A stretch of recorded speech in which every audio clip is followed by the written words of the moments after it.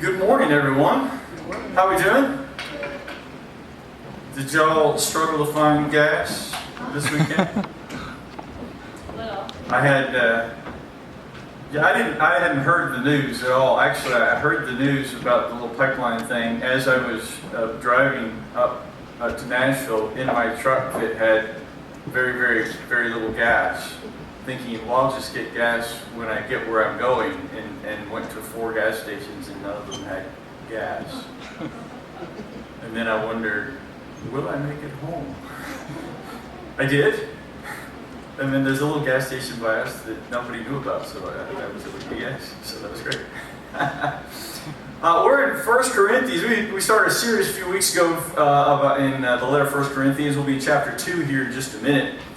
I'm going to ask this question, just think about this. What makes someone a spiritual person? And people have different ideas of what a spiritual person looks like.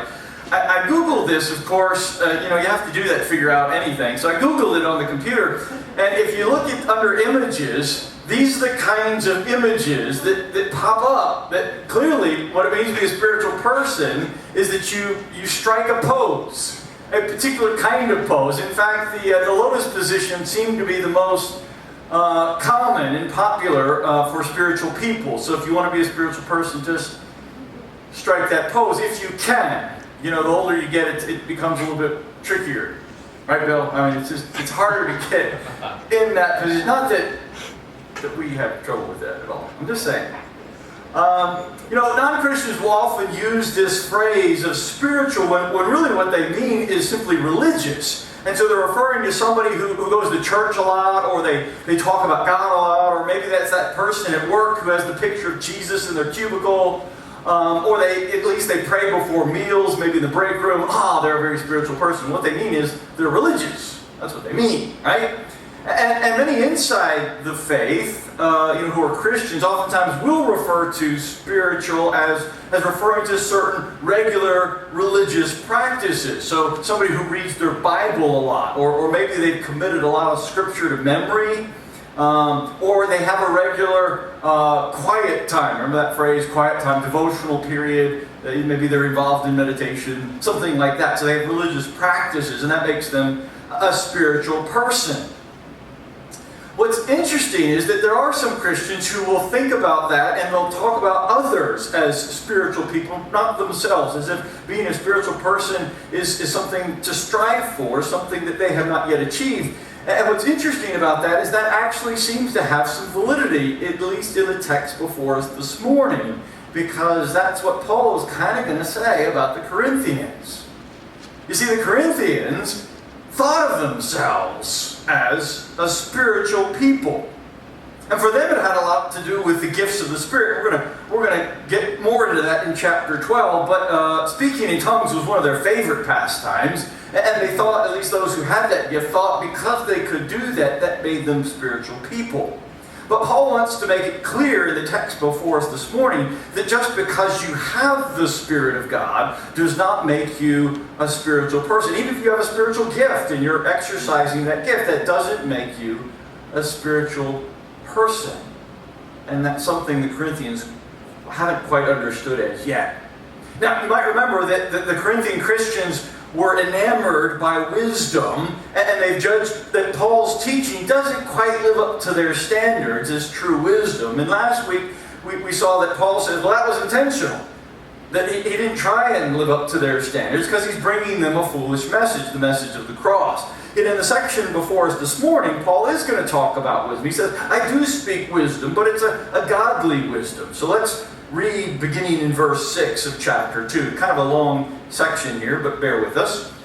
We do, however, speak a message of wisdom among the mature, but not the wisdom of this age or the rulers of this age who are coming to nothing. No, we declare God's wisdom, a mystery that has been hidden and that God destined for our glory before time began.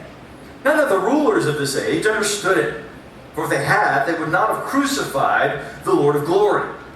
However, as it is written, what no eye has seen, what no ear has heard, and what no human mind has conceived, these things God has prepared for those who love Him. For God has revealed them to us by His Spirit.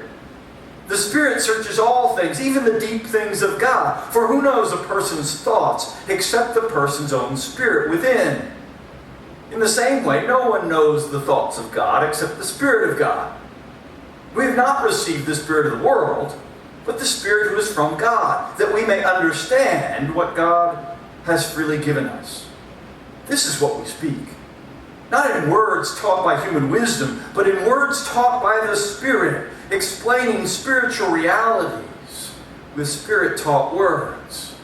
The person without the Spirit does not accept these things that come from the Spirit of God, but considers them foolishness and cannot understand them because they are discerned only through the Spirit. The person with the Spirit makes judgments about all things, but such a person is not subject to merely human judgments. For who has known the mind of the Lord so as to instruct him? But we have the mind of Christ. So Paul says here in this text that he does speak a wisdom among the mature, the wisdom of God, a mystery hidden for ages. And you can just see the kind of the Corinthians thinking in their mind, now that's what we're talking about. Why didn't you share that with us? We want that kind of stuff. Instead, you came with this kind of simplistic foolishness. We wanted something deep and profound. But don't be misled when Paul is talking here about the mystery and the wisdom of God. He's not saying anything different from what he was talking about in the previous section. The wisdom of God is the message of the cross. That's what it is. It's folly and foolishness according to human standards and the ways of thinking of the world. But this foolish message is the power of God to reclaim a fallen world. And so it's true wisdom. It's God's wisdom. But it came in a form that wasn't expected, that even the best of the best, the elite and the educated, could not recognize the rulers of this age. Because they were judging from a worldly point of view. They were looking with merely human eyes. And Paul says that such wisdom cannot be understood. It makes no sense if you just look with the natural kind of perspective that we're born with. That only through the Spirit of God, can you understand these things. Now, he then uses this interesting human analogy about the Spirit of God. He says, think about the Spirit. Just think about your own spirit. That within us, we each present to the world a different face, right? So that you are categorized as brother, sister, father, mother, employee, boss, whatever it might be. And you present different faces to the world. But no one really knows all of you, right? No one knows the deep things inside of you. No one truly knows, even your closest friends and relatives, those secrets that you keep hidden. Your fears, your dreams, your struggles, your pain that you don't share with anyone. But your spirit knows those things. It knows the true part of us. And so Paul says it is with the Spirit of God. The Spirit of God knows the very thoughts of God because it is God's Spirit. And here's the interesting part about that, Paul says, is that's the Spirit we have received. It's God's Spirit that we have received. And that's what enables us to understand this foolish message. Because that Spirit resides within Christians. And it reveals this great mystery. Things that cannot be understood without it. And Paul says that those without the Spirit are a natural person. A psychikos person, he calls them. This is not an immoral person. This is someone who simply doesn't have the Spirit of God. They're looking at the world with natural eyes, as they always have. And when you judge things from this with human understanding and human wisdom, in light of this, the Christian message seems oftentimes to be foolish. But through the power of the Spirit, Christians are able to see something different. Able to see God's true wisdom. And then at the end of chapter 2, he utters that very powerful line. He says, we have the mind of Christ. Meaning that we can see things as God sees them. And that what is foolishness to the world becomes understandable to us as Christians because of that. But then Paul's going to make this radical turn as he shifts into chapter 3. And that's why we had to add this on. Let's read what comes next. Just a few verses here. Brothers and sisters, I could not address you as spiritual, but as worldly. Mere infants in Christ. I gave you milk, not solid food, for you were not yet ready for it. Indeed, you're still not ready. You're still worldly. For since there are jealousy and quarreling among you, are you not worldly? Are you not acting like mere human beings? For when one of you says, I follow Paul, and another, I follow Apollos, are you not mere human beings?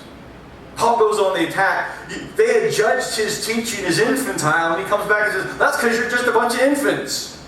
That's why I taught you like that. He could not address them as spiritual, but as worldly. Or as some translations might even have, fleshly. Now, that word doesn't mean immoral, as sometimes it does in other places. And it's not the same category as the natural person he was just talking about in chapter 2. The Corinthians actually do have the Spirit, and so therefore they are no longer natural people. But Paul says, even though they have the Spirit, they're still living according to the world. Meaning that they're viewing things from the perspective and judgments of human wisdom. They're seeing things, but not through the Spirit's eye. And Paul's proof of that is the quarrels among them. Their rivalries demonstrate that they're not listening to the Spirit, that they're judging things still from a human perspective, without that spiritual eye. Because God is about bringing people together, not tearing them apart. And that's a sure sign that they're not following his lead. Yet for Paul, you see, to be a spiritual person means simply more than having the Spirit. It means giving heed to the Spirit. It means filtering the world and people through that lens that the Spirit provides. The mark of a spiritual person is how they view and treat one another. And it's a lesson, I think, that's so important for Christians today, because we're often pretty good about being religious, but not so great about being spiritual. Religious people have easily recognized behaviors that center primarily on these religious acts, these religious things that relate to worship and prayer and devotional life, all of which are important. But the work of the Spirit is far more broad-ranging than that. It's far deeper than that. It gives us a different way of looking at things, a different eye to see with. The Spirit helps us see things as God does. So as we reflect on this passage, I want us to kind of take away 3 lessons from this text. The first one is to beware of spiritual elitism. Paul's going to have more to say about that in chapter 12, because he's got a bunch of spiritual elites in Corinth who think they're better than others. But it's something I think we always have to caution ourselves against, to think that we've arrived, to think that we as Christians have achieved something, that we know more, that we're more spiritual than others, that we're better than them. I had this embarrassingly long run of this kind of thinking when I was in college. I don't know exactly why it was. And I've shared a little bit of that with you, I think, in some earlier sermons. But it was a struggle. It was a period in my life when I was really growing spiritually in many ways, and I was learning what it meant to be to surrender to God and all those kinds of good things, and I felt like I was growing, but I wasn't exactly always listening to the Spirit. And the reason I know that is because there was far too much pride in my life over all this wonderful growth that I had. I remember thinking, making all these kinds of life choices that I thought would help me be a better Christian, that would help my life and my mind be pure and focused, and that I would serve God better, which was all good. But then I started judging all the Christians around me who didn't make those same choices, and thinking how much better I was. One particular, just a slight illustration of this, and I don't think I've shared this one before, maybe I have, but one particular illustration of this that stands out starkly in my mind was when I was at Pepperdine, which is a Christian college. And the student life committee was hosting a movie on campus, and it happened to be Grease. I don't know how many of you have ever seen Grease. It was Olivia Newton-John and John Travolta. A movie, by the way, I had seen before.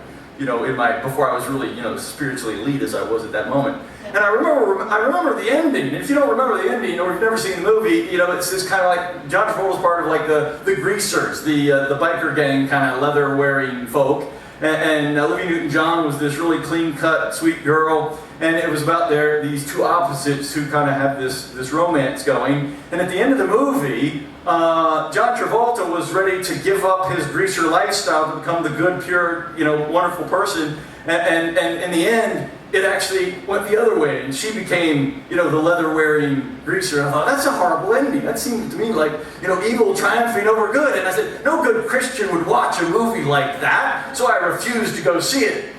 And then in my piety and my self-righteousness, I judged all those other Christians who were going to watch Grease.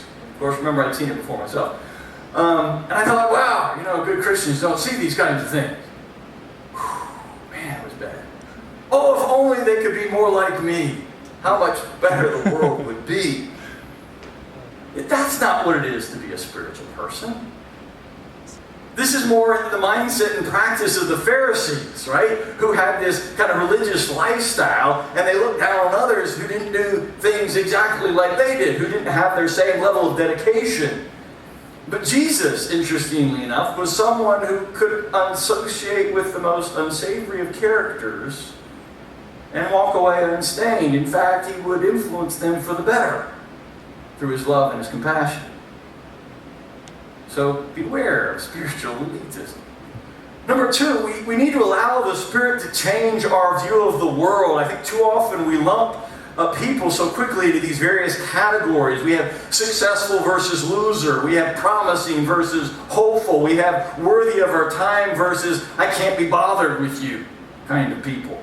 Right? But the Spirit enables us to see people as God sees them. It's kind of like how a parent sees a wayward child. Yes, they see all the things that they're doing that lead them in destructive paths, but that they remember that little boy or little girl that they brought into the world, and they see a child who is worthy of love and redemption and compassion.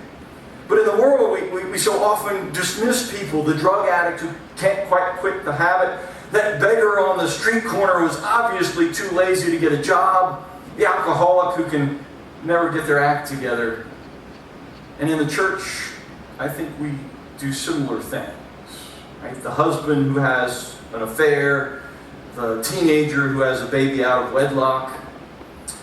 My daughter has a friend who got pregnant as a teenager, and her parents kicked her out of the house, and she had to go live with her aunt because her parents wanted nothing to do with it. I don't know that that's the right response in that situation. The Spirit enables us to see beyond people's circumstances, to see them through God's eyes, to see how He sees them, and to see what they can become if someone believes in them. I have this friend who followed a very destructive path for quite a few years of his life. He grew up attending church. In fact, his father was a preacher. Yet from the time he took his first drink at 9, he was hooked. By the time he was 17, he was shooting dope and he was smoking weed, and his own sense of failure was just so profound. And it was reinforced when other people said, it's really embarrassing how often you go forward in church to confess your sins. You're embarrassing yourself and your family. And so he kissed the church goodbye, feeling that God had nothing more to do with him. By the age of 30, he'd lost his marriage and several businesses because he was convicted of a DUI and possession of drugs. Finally, however, as often happens when he got kind of to the bottom place in desperation, he finally went to an AA program and was able to kind of get things back on track. And he met this wonderful Christian woman who brought him back into the family of God and reclaimed him in many ways. And he started a new path. In fact, he became a volunteer with the Franklin High football team. And he saw in some of these young kids people who potentially could fall in the same path that he did. And he had a vision for trying to help them avoid his mistakes. And so in 2001, he started a nonprofit called Open Hearts, in which he was going to provide a place where these, especially the kids on the Franklin football team who came from poor neighborhoods, could find a safe place to gather. He recruited volunteers who would help them train in life skills, who went and took them hunting and fishing and taught them woodworking and how to fix cars, and got even a few of them into college. And my point here is, if you had known him as a teenager or in his 20s or even his early 30s, how many people would have said, "Man, this guy's going nowhere. You're a loser. Not worth my time." That we have to recognize that none of us are outside the scope of God's grace or reclamation. And that there's always a story behind those people, behind us as well. So beware of making too quick a judgment. Through the Spirit, we can see people in a whole different light. And we can see that they're just like us. They're struggling to make good choices and failing. Some just failing more often than we do. Finally, I would draw up this last line of chapter 2. Let's go back to that real quickly. Paul says that we have the mind of Christ. Now, this isn't meant to be a boast about wisdom. It's the mind of Christ that enables us to think as he did. And I want to remind us of a passage in Philippians chapter 2, where he actually spells this out more clearly. Look at chapter 2, verse 5 of Philippians. "In your relationships with one another, have the same attitude of mind Christ Jesus had, who being in very nature God, did not consider equality with God something to be used to his own advantage. Rather, he made himself nothing by taking the very nature of a servant. Being made in human likeness and being found in appearance as a human being, he humbled himself by becoming obedient to death, even death on a cross." You see, having the mind of Christ enables us to sacrifice ourselves for others, not on a cross, but in the way we give up our own desires and for the good of others, in the way we recognize that we can spend our time and our emotional energy to help those who are struggling, because it's not all about me. Christ becomes our example. Where pride and boasting has no place, even though he above all people had reason to boast. The mark of a spiritual person is seen in those who don't have to get their way. They treat others as they want to be treated. Even those who oppose them, or ridicule them, or belittle them. Having the mind of Christ is what enables the church to gather together people from such diverse backgrounds and personalities and make them all one. It's something the Corinthians had yet to learn, and something that Christians today still, I think, struggle with. Recognizing exactly what that is. I'd invite the praise team to come up as we close. You see, the marks of a spiritual person aren't that hard to spot. They have nothing to do with postures, but everything to do with the characteristics that mark people's lives. You see, a spiritual person is not someone who simply has the Spirit of God, but it's someone who listens to the Spirit and the Spirit's promptings. It's someone who exhibits the image of God within them. It's someone who is humble and kind and compassionate and merciful, full of grace towards others. It's someone who's willing to pour out their life even for those the world thinks are unworthy, because they look at them and see the creation of God. Let's praise Him.